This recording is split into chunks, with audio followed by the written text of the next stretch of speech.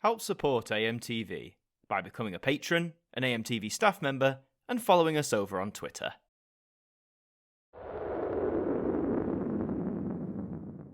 Hi there guys, it's Adam Martin here, and welcome back to another episode of the Now Review. And for this instalment we're going to be taking a look at this album. Now that's what I call Old School. So without much dillying, let's get right into it. So here is the cover. Nice array of a pink and white title there, or sort of gold I guess, with a gold trim. The gold trim's really nice, and I maybe would have liked it if all the colours were the same, but you know, it's good for what it is. And you've got things like, you know, there's an old school beatbox or boombox or ghetto blaster. You've got basketballs, you've got graffiti on the wall, a typical image of what you'd see in the 1990s probably, and of course Skool is spelt with a K because that's how cool we were back in the 1990s it was. And I assume Old School is what they mean by that. It's like a 1990s, late 80s sort of vibe. There's the spine, just a nice white text on purple background, which is fine. But now we must look to the all-important track list, which says 60 old school hip-hop and R&B classics. And for anyone who doesn't know, R&B stands for rhythm and blues.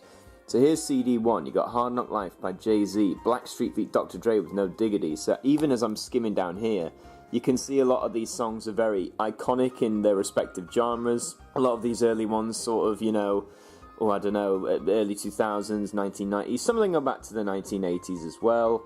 But of course, a lot of these songs are very popular for a reason.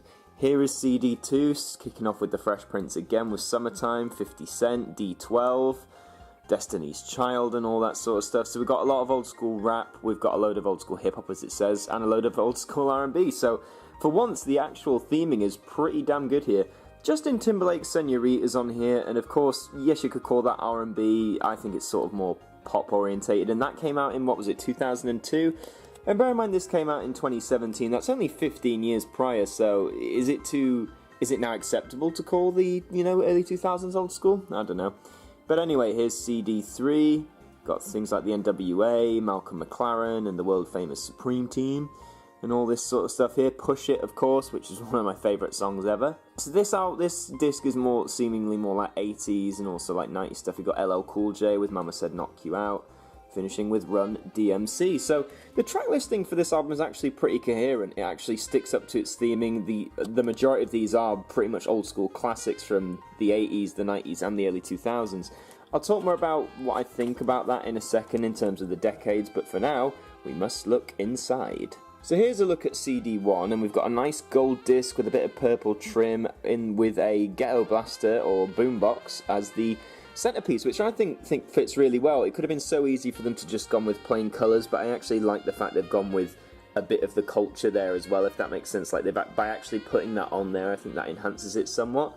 And of course, we have to talk about the perfect playlist for every occasion, the Now Music app. What I've noticed recently as well, they seem to keep putting playlists on here, or fake albums in a sense that aren't coming on a physical release, like Now That's What I Call Cheese for cheesy music, or Now That's What I Call Barbecue. Some of these I'd love a physical release for, so come on now, step up and just do that, will ya? So here's CD 2, which is the same gold standard, but with a sort of orange boombox, and this one with a navy blue boombox.